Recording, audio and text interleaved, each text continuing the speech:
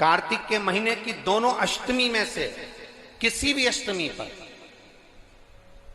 चाहे उजाले की हो चाहे अंधेरे की, शुक्ल पक्ष की हो चाहे कृष्ण पक्ष की, एक बेलपत्र 3 शमी पत्र आप कभी दिल से, कभी मौका मिले हृदय से, दामोदर मास में, कार्तिक मास में अशोक सुंदरी वाली जगह का स्पर्श कर कर भगवान शंकर के शिवलिंग पर एक बार समर्पित कर कर देखना, और दूसरे वर्ष इंतजार करना कि तुमने कार्तिक महीने में अष्टमी के दिन बाबा को शमी पत्र बेलपत्र दिया था, क्या बाबा ने तेरे घर में धन और वैभव दिया कि नहीं दिया? जो स्थिति में गाड़ी चल रही थी वो स्थिति की गाड़ी तेरी पार हुई कि ना?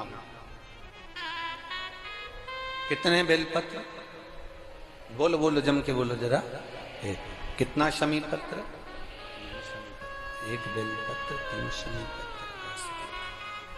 ये जो कार्तिक महीने में दामोदर मास में आप 1 बेलपत्र 3 शमी पत्र अष्टमी के दिन, चाहे शुक्ल पक्ष की हो चाहे कृष्ण पक्ष की हो, ये दोनों अष्टमी में से किसी भी अष्टमी को जब आप समर्पित करें तो चंपेश्वर महादेव का नाम लेकर, कौन से महादेव? जम के बोलो जरा, सबकी आवाज आना चाहिए। चंपेश्वर महादेव, केवल चंपेश्वर महादेव का नाम लेकर आप अशोक सुंदरी का स्पर्श कराकर शंकर भगवान के शिवलिंग पर समर्पित करें। अशोक सुंदरी तो मालूम है ना सबको?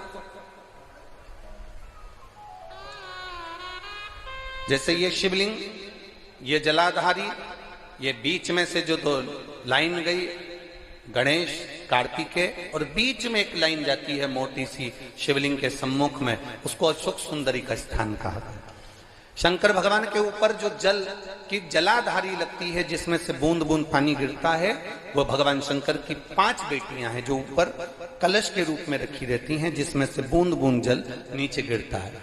जया, विषहरा, श्यामली बारी, दौतली, देव। शिव जी की 5 बेटी, शंकर भगवान की 6ठी बेटी अशोक सुंदरी बीच में।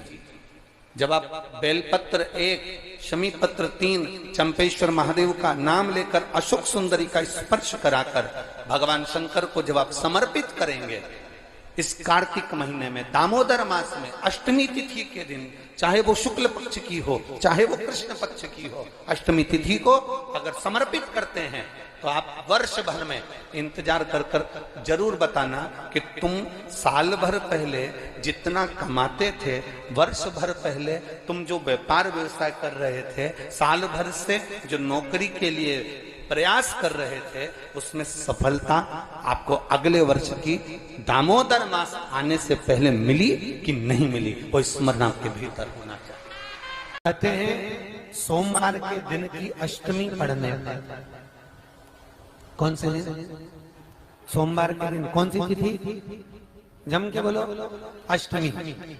सोमवार के दिन अगर अष्टमी तिथि पड़े और उस दिन अगर 5 बेलपत्र भगवान शिव को समर्पित कर दी जाए तो व्यक्ति जो सोचकर, जिस कामना से, जिस मनवांछित फल के लिए बेलपत्र चढ़ाता है, उसकी वो कामना मात्र 3 महीने में पूरी हो जाती है। मात्र 3 महीने। मतलब आपको इंदौर की कथा में बताया था, जिस दिन शंकर और पार्वती के मिलन का दिवस हो, और केवल एक माता पार्वती के अकेले मिलन का नहीं, 64 योगनिया तक भगवान शंकर से मिलने के लिए आती है।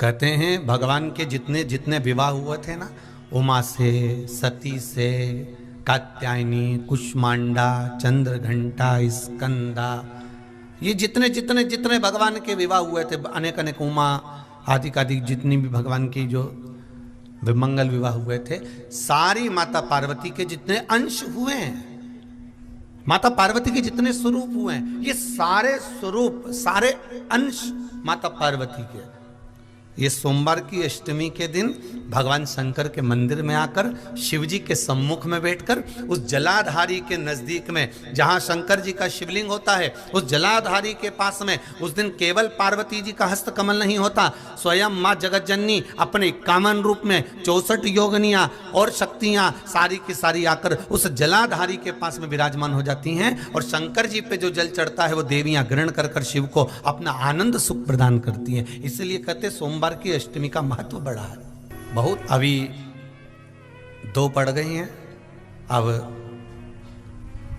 बैसाख और ज्येष्ठ में पड़ेगी सोमवार की अष्टमी, उसके बाद में फिर एक और पड़ेगी।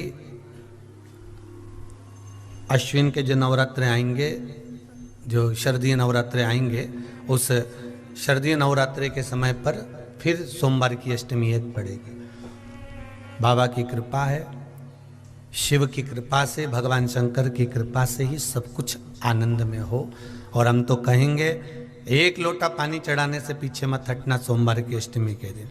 शंकर के मंदिर जरूर जाना, बेलपत्र जरूर चढ़ाना, बाबा से विनय जरूर करना, निवेदन करना, बाबा को पूजन करना, घी का दीप लगाना और बाबा से विनय करना, बाबा मेरी ये मनोकामना है, मैं तो आपके चरणों में समर्पित करने के लिए आई। हरि नारायण आंवले के वृक्ष की पत्तियों पर शयन करेंगे और भगवान शंकर उनका अनुमोदन करेंगे, तब श्री हनुमान जी महाराज उनसे विनती करने के लिए पधारते हैं। 33 कौटी देवता, भगवान विष्णु जब शयन से उठते हैं, देवसोनी एकादशी को जब भगवान उठेंगे, नेत्र खोलेंगे, तो प्रथम दर्शन भगवान विष्णु श्रीमद् भागवत कथा, स्कंद पुराण, पद्म पुराण, अग्नि पुराण, जितने भी पुराण उठाना चाहे सारी पुराणों को उठाकर देखना कि प्रथम वर्णन आपको मिलेगा कार्तिक महत्तम का, कि भगवान नारायण सर्वप्रथम जब नेन खोलते हैं अपनी देव सोनी एकादशी से सोकर देव उठनी एकादशी पर जब उठते हैं तो भगवान नेत्र खोलकर सबसे पहले किसका दर्शन करते हैं? किसका दर्शन? स्कंद पुराण कहती है, विष्णु पुराण कहती है कि भगवान नारायण जब नेत्र खोलते हैं तो खुद की अर्धांगिनी लक्ष्मी भी नहीं, महाराज ब्रह्मा आदिक देवता सब खड़े, पर भगवान नेत्र नहीं खोलते। कब तक? जब भगवान शंकर अपने ही मुख से भगवान श्री हरि का गुणगान नहीं गाते, डमरू का नाद नहीं। आंवला नवमी का आप लोग साधना करते होंगे। जब कार्तिक के महीने में आंवला नवमी का व्रत आता है तो जो उपास नहीं भी रखते हो, जो पूजन नहीं भी करते हो, उनसे मेरा निवेदन है कि स्कंद पुराण में कार्तिकेय के पावन चरित्र में स्कंद पुराण में स्पष्ट किया गया। और कल्याण का कार्तिक खंड पढ़िएगा, कभी योग लगे तो गीता प्रेस गोरखपुर का कार्तिक खंड पढ़िए, आप पढ़ेंगे तो उसमें मिलेगा आपको कि आंवला नवमी के दिन आंवले के पेड़ के नीचे घी का दिया लगाकर मध्याह्न से पहले, दोपहर के 12 बजे से पहले आंवले के पेड़ के नीचे आंवला नवमी के दिन कार्तिक के महीने में स्कंद पुराण कहती है जो घी का दिया लगाकर पूजन कर कर अपना पल्लू पसार कर आंवले के वृक्ष की डाली में से उस पे लगी हुई थोड़ी सी छाल को अपने अंगूठे और चीटी उंगली से अपने पल्लू में गिराकर ले जाकर लाल कपड़े में हल्दी के साथ अपनी तिजोरी में, अलमारी में रख लेता है। उसके घर में कभी बरकत की कमी नहीं होती, उसके घर में कभी संपदा की कमी नहीं होती, उसके घर में धन, वैभव, सत्ता बढ़ती है, बढ़ती है। आंवला नवमी की कथा में एक प्रसंग आता है। आंवला नवमी का पूजन आपको करना आता है, व्रत करने वाली माताएं व्रत करती है, आंवले के पेड़ के नीचे जाकर पूजन करना, भोजन करना, आंवले का वृक्ष की छाया में बैठना।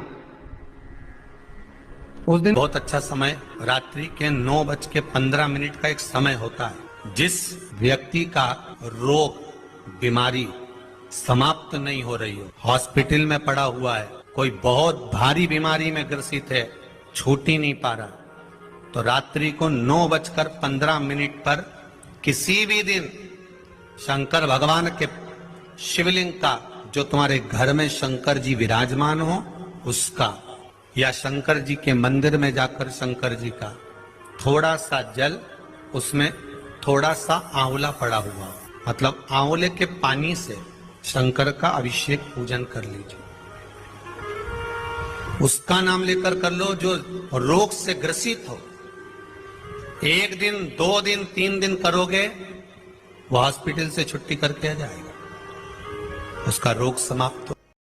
एक नारी की जिंदगी में जब कोई विषम परिस्थिति आ जाती है और उसकी आंख के आंसू जब सूखते नहीं हैं, बड़ी दुखी होकर वो अपने घर में रहती, कहीं पति मदिरा में डूबा है, परिवार के लोग अपशब्द कह रहे हैं, ताने दे रहे हैं, गालियां दे रहे हैं, और वो सोच कर बैठी अब जिंदगी नहीं चाहिए, भगवान तू ये जीवन अब मत देना। जिसकी बहुत गति बिगड़े किसी नारी की जिंदगी जब इस तरह से जी रही होती है, शिव पुराण कहती है केवल एक चावल का दाना, एक अक्षत, एक बेलपत्र और एक पुष्प की, लाल पुष्प की पंखड़ी, जो सोमवार की अष्टमी के दिन मां मालिनी के नाम से, मां गौरा के नाम से, आदिशक्ति के नाम से 3 नामों का स्मरण कर कर, मालिनी, मां गौरा, आद्य शक्ति का स्मरण कर कर जो अशोक सुंदरी वाली जगह पर समर्पित कर देती है नारी, उसकी जिंदगी